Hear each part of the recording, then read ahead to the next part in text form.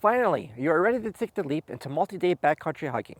Or maybe you've done it before with others and now you're ready to plan your own trip. My name is Caesar with Artistry Adventure, and in this episode, we're going to educate you on what you need to organize for your next trip into the unknown. Welcome to Backcountry Hiking. Where to start?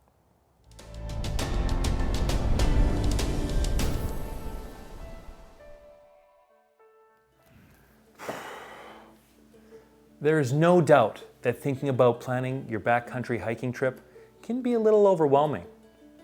If you've never done it before or don't have much experience in doing it, you probably have a lot of questions. What gear do I need? How much food should I bring? Or where do I even begin? These are all great questions, and we'll be answering a lot of them in this video. But let's start off by explaining what backcountry hiking is. It's simply trekking into the wilderness and surviving in a remote, isolated area while being self-sufficient with what's carried in your backpack. It's the true meaning of getting off the beaten path and getting closer to nature. So, how can you get started? The first step would be to get outside and be active. Your fitness level makes all the difference on where you go and how long you go for. Trails can guide you down dirt pathways, narrow and rocky terrain, over boulders, through rivers, along cliff sides, and up and down steep grade. Past injuries, weak muscles, and lack of endurance can be barriers to getting into remote locations and need to be addressed and developed before making any solid plans. We are not saying that you need to go to the gym every day to bulk up, but we are saying that you need to be strong and capable to get in and out of the backcountry safely. Once you get an idea of your physical abilities, you can start to figure out realistically how much distance you would like to cover each day and how many nights you wish to spend in the wilderness. You want to be able to travel at a good pace and have the flexibility to stop and enjoy the view. At home, you may be able to walk 30 kilometers in a day, but now add 20 kilograms to your back. With various incline on an extremely hot day, and that distance will make a likely trip even longer. You don't want to overdo it because you never know if weather, injuries, or other obstructions will get in the way of your plans. So, for your first few trips, we suggest choosing shorter routes until you are comfortable to build up something further.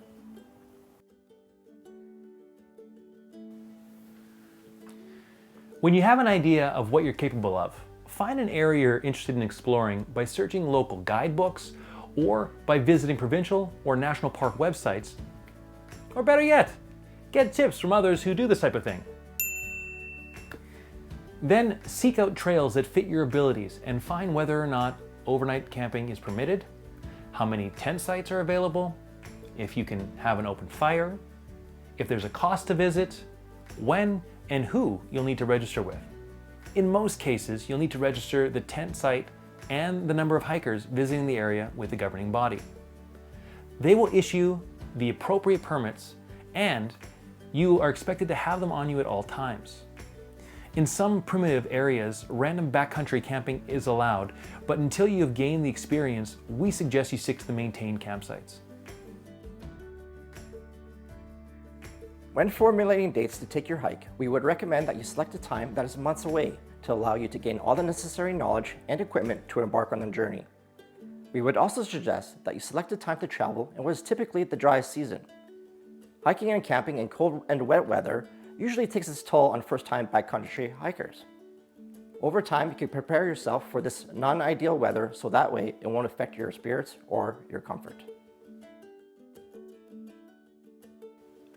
I could spend hours looking at hiking and camping equipment. There's just so much stuff that I could have.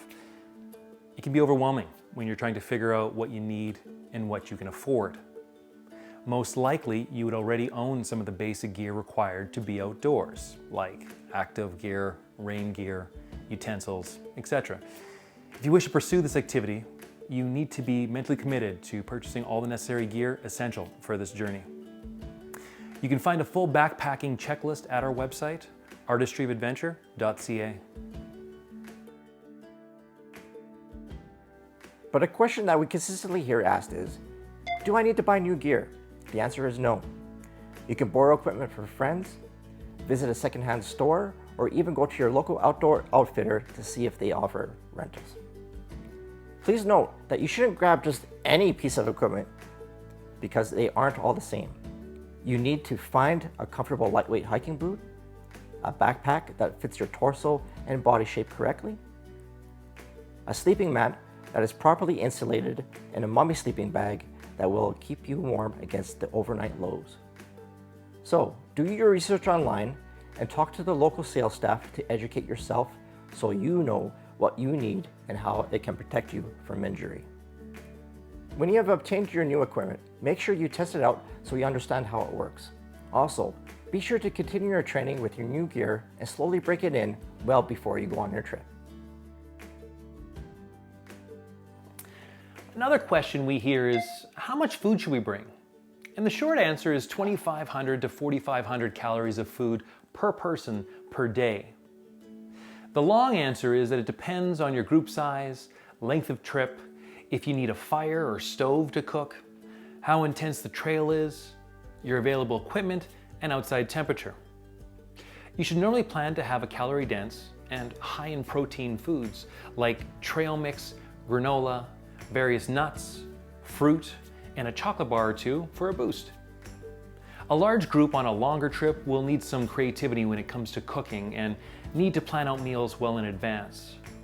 Dehydrated food and prepackaged freezer-dried camping meals are a good option and can save a lot of space and weight in your bag.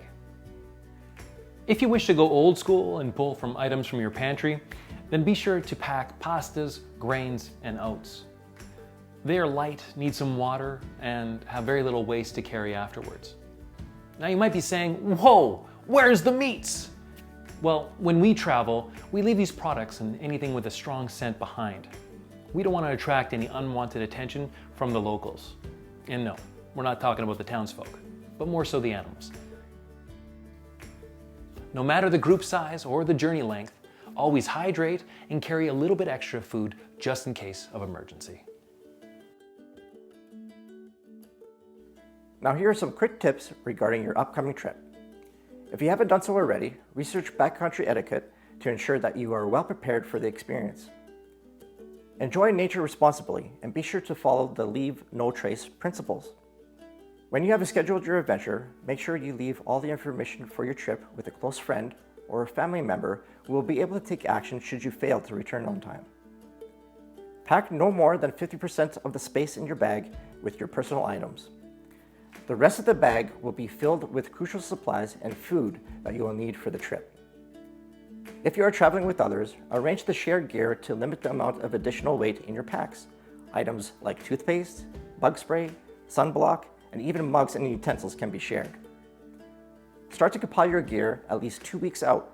This way, you can see if you have what you need and make sure it's in working order.